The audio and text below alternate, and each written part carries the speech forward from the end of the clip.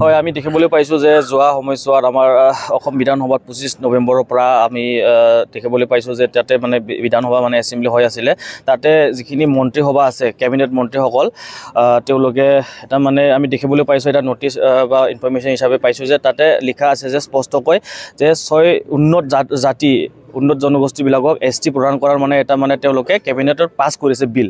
তো সেই বিলটো আমাৰ ভাৰত চৰকাৰত মানে RGI আৰু তাতে অহা 1 ডিচেম্বৰৰ পৰা যিহেতু তাতে পাৰ্লিয়ামেণ্ট ছিজন হ'ব, তাতে তেওঁলোকে উত্থাপন কৰা মানে এটা প্ৰচেষ্টা চলাইছে যে অলৰেডি আসাম চৰকাৰে এপ্ৰুভ কৰিছে যে 6 জনগোষ্ঠী যিটো ST বা শিডিউল ট্ৰাইব দাবী আছে, তেওঁলোকে জনজাতিকৰণৰ কাৰণে মানে দাবী কৰি আছে, বহুত দীৰ্ঘদিনীয়া দাবী। তো সেইটো তেওঁলোকে যোৱা 25 নৱেম্বৰত গোটেই মন্ত্ৰীসভা একগোট হয় তেওঁলোকে এপ্ৰুভ কৰি ভাৰত চৰকাৰৰ তাতে মন্ত্ৰালয়ত পঠাওৱা মানে তেওঁলোকে অলৰেডি ঘোষণা কৰিছে। তাতে যোনটো 1 ডিচেম্বৰৰ পৰা 19 ডিচেম্বৰলৈকে পাৰ্লিয়ামেণ্ট ছিজন হ'বলৈ গৈ আছে, তাতে তেওঁলোকে কৈছে উত্থাপন কৰিব আৰু তেওঁলোকক STV যোনটো মানে আনকনষ্টিটিউচনেল অসাংবিধানিক হয়, এইটো STV বুলি আমি ফাৰ্ষ্ট শুনিবলৈ পাইছোঁ। তো এইটো কেনেকুৱা ST হ'ব? যদি তেওঁলোকে STV দিবই পাৰে এতিয়া 6টা উন্নত জাতিবিলাকক, তো তেওঁলোকে আমাৰ যিটো দীৰ্ঘদিনীয়া দাবী, আমাৰ বড়োসকলৰ যিটো দীৰ্ঘদিনীয়া দাবী, তো তেওঁলোকে 6টা জনগোষ্ঠীক ST প্ৰদান কৰাৰ আগতে আমাৰ 1 ছেকেণ্ড বা 1 মিনিট আগতে এইটো তেওঁলোকে বড়োলেণ্ডখন দিব পাৰিবনে নাই? হয় না নহয়? আমি 1987ৰ পৰা ধৰি আজি 2020লৈকে যিটো আন্দোলন হৈছে, আজিলৈকে হৈ আছে, 2020ত যিহেতু BTR ৰেকৰ্ড হৈ গ'ল, তো তাৰ পূৰ্বেও আমি দেখিবলৈ পাইছোঁ যে বড়োলেণ্ড আন্দোলন হৈ আছে। তো তেওঁলোকে 6টা জনগোষ্ঠীটো 1 বছৰ আগৰ পৰা তেওঁলোকে মানে এনেকুৱা দাবী কৰিছে। তো তেওঁলোকৰ যোনটো উন্নত জাতি, য'ত মানে তেওঁলোকৰ মানে বিভিন্ন আৰ্থিক ৰাজনীতিক বা বিভিন্ন তৰফত মানে তেওঁলোকে বহুত উন্নত, আমাৰ যিটো মানে অনলি 40 লাখ বা অসমত 40 লাখ মাত্ৰ ট্ৰাইবেল হিচাপত আমি ইয়াতে বসবাস কৰোঁ, আমিতো সন অফ দ্য ছইল। তো তেওঁলোকেতো ক'বাৰ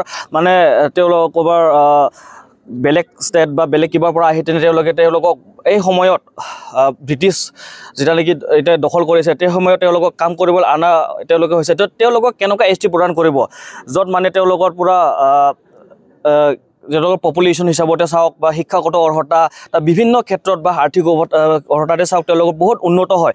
তো তেওঁলোকক ST দিয়াৰ আগতে আমাৰ ট্ৰাইবেল যদি তেনেকুৱা মানে যিখিনি ডিমাণ্ড আছে তেওঁলোক 1 ছেকেণ্ড বা 1 মিনিট আগতো মানে ফুলফিল কৰিব লাগে, সেইটো আমি দাবী জনাইছোঁ। আৰু অনাগত দিনত যেতিয়ালৈকে আমাৰ দাবীটো মানি নলয়, তো অসম চৰকাৰ আৰু ভাৰত চৰকাৰৰ লৈকে আমাৰ এইটোৱে অনুৰোধ যে এইটো আমি কোনো দিনে মানে মানিব নোৱাৰোঁ। আৰু তেওঁলোকক যদি ST দিয়ে, তো তেওঁলোকে আমাৰ যিটো ট্ৰাইবেলবিলাকৰ ডিমাণ্ড বা আমাৰ বড়োসকলৰ যিটো দীৰ্ঘদিনীয়া দাবী, বড়োলেণ্ড ছেপাৰেট বড়োলেণ্ড আৰু আমাৰ যিখিনি দাবী আছে তেওঁলোকৰ লগতে সেইটো আমাক ফুলফিল কৰিব লাগে, আমি দাবী জনাইছোঁ। CIT কোকৰাঝাৰ STটো আমাৰ গোটেই অসমৰ বা আমাৰ নৰ্থ ইষ্টৰ বহুত মানে ইয়াতে ষ্টুডেণ্ট মানে অধ্যয়ন কৰি আছে।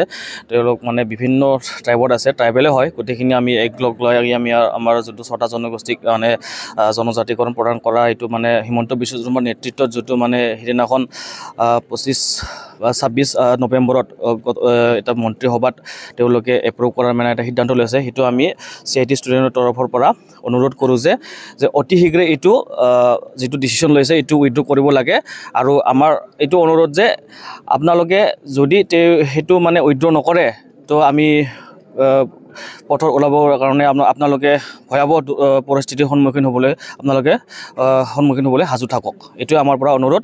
আৰু অতি শীঘ্ৰে এইটো উইথড্ৰ কৰিব লাগে, যাতে আমাৰ যিহেতু যিখিনি আমাৰ সা সুবিধা এইবিলাক যাতে একো মানে নষ্ট নহয় বা আমাৰ প্ৰভাৱ নপৰে, সেইটো কাৰণে আপোনাক অনুৰোধ জনাইছোঁ।